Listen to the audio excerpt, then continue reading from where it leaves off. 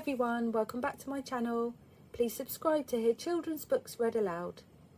Mr. Chatterbox by Roger Hargreaves. Mr. Chatterbox was one of those people who simply couldn't stop talking. He used to talk to anybody and everybody about anything and everything, going on and on and on. And on and on and on.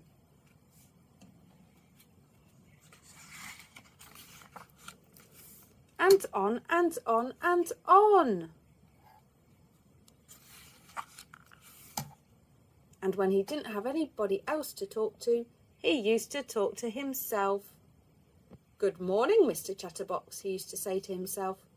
"Good morning to you," he used to reply to himself. "Nice day, isn't it?" "Yes, it is for the time of year."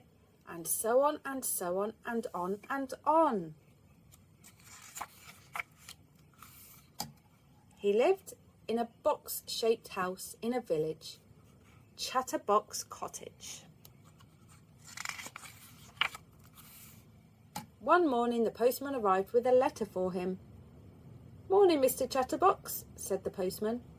"Ah, good morning to you, postman," replied Mr. Chatterbox, although as I was saying to myself only yesterday, or was it the day before, I forget. However, it's not quite so good a morning in my opinion, but I might be wrong, although I'm not very often, as it was the other day, Monday I think it was, or perhaps it was Tuesday, but never mind, because it's quite a good morning, don't you agree? Yes, of course you do, because that's what you said to me in the first place, and he went on all morning, and the poor postman was late delivering all his letters. That afternoon, Mr. Chatterbox went into the hat shop in the village. "Hello, Mr. Bowler," he said to the man who owned the hat shop. "Do you think, if it's possible, that I could buy, if it's not too expensive, but I'm sure it won't be, a new hat? Because, would you believe it? Yes, of course you would, but anyway, as I was saying, my present hat, the one on my head, as you can see, is getting, how can I put it, a little too old, because I've had it for, let me see now, it must be, let's think, 10 years? No, I tell a lie, it can't be that long, or can it? Well, yes, it could be, but on the other hand," and he went on all afternoon and half the night, long after poor Mr. Bowler should have shut up shop and gone home. Eventually, when Mr. Bowler managed to get a word in edgeways, or was it sideways, he promised to order a new hat for Mr. Chatterbox. Then he pushed Mr. Chatterbox out of his shop, still talking, of course, and went home for his supper, which was cold, of course, because Mrs. Bowler had cooked it for him hours ago. And while he ate, he thought. Exactly 1 week later, the new hat for Mr. Chatterbox arrived in a smart red hat box. The postman delivered it to Mr. Bowler's shop. "At last," said Mr. Bowler, heaving a sigh of relief. "I think this hat is going to be the answer to the problem of Mr. Chatterbox talking so much." "I wish it could be," said the postman. "But how can it?" "Because," replied Mr. Bowler, "this hat is a magic hat." "Oh!" replied the postman, who didn't quite understand. That same afternoon, Mr. Bowler took the new hat round to Chatterbox Cottage. "Oh, goody!" said Mr. Chatterbox, seizing the hat box and opening it. "It's my new hat, my lovely new hat. I couldn't wait for it to arrive. In fact, I got up early this morning because, aren't I silly, I just knew, I don't know how, but I really knew, you know, that today would be the day. I don't know how I knew, but I knew, and it is, and here's my hat, and oh, isn't it beautiful? I can't wait to try it on. Oh, I do hope it suits me. Do you think it will? Yes, of course you do. And why don't you try it on?" said Mr. Bowler, grinning.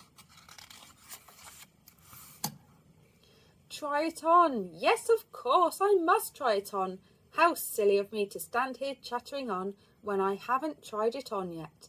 Yes, I will absolutely, definitely try it on straight away because, as I said, it's silly just to talk about trying it on and then not try it on, isn't it? And so he took the hat out of the hat box and put it on.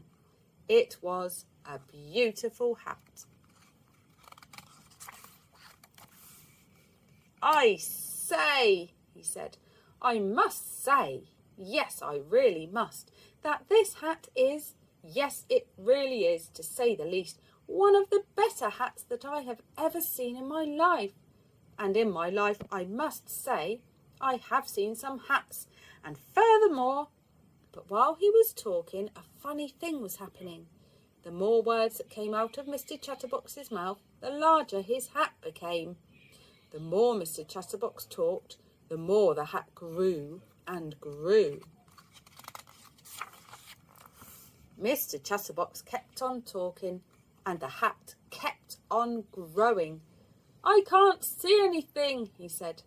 1 minute I was standing here looking at my new hat in the mirror, and now, all of a sudden, without any warning, taking me all unawares, just like that. The hat grew down to his feet, and Mr. Chatterbox stopped talking.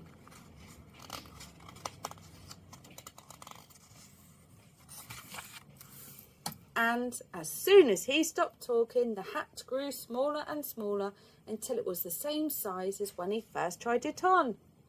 Mr. Bowler had gone when Mr. Chatterbox couldn't see him, and now he was walking back to his shop. My special magic hat really works, he chuckled. The following day, Mr. Chatterbox was out for a walk when he met the postman in the village. Hello, postman, he said. I say, do you like my new hat?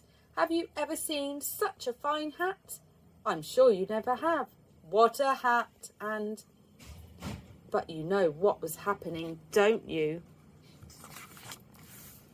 The hat grew and grew and grew the more Mr. Chatterbox talked. Now I know what Mr. Bowler meant by a magic hat, chuckled the postman. And he went on his way, leaving poor Mr. Chatterbox speechless. He thought, thinking, not talking, thinking. And do you know something? That hat taught Mr. Chatterbox his lesson, and these days he doesn't talk half as much as he used to, or even a quarter as much. And you know the reason for that, don't you? Yes, of course you do. But